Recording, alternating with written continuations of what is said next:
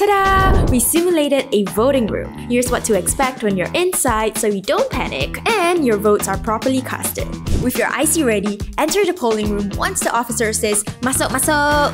Now the first officer will ask for your IC. He'll also check your hands to make sure that there's no funny business going on. Once it's clear, the officer will call out your name and IC number. Make sure that your details are correct.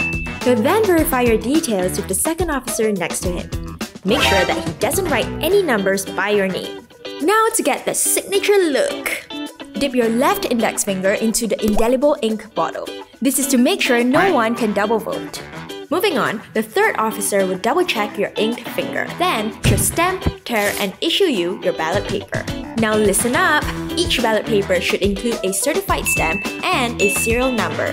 If not, ask them for another one. And now, the latest step. Before going to the ballot box, you must place your phone on the director's desk. Now at the ballot box, use the pen on the table to draw an X in the blank box next to the candidate of your choice. Make sure that there's no weird printing on the paper.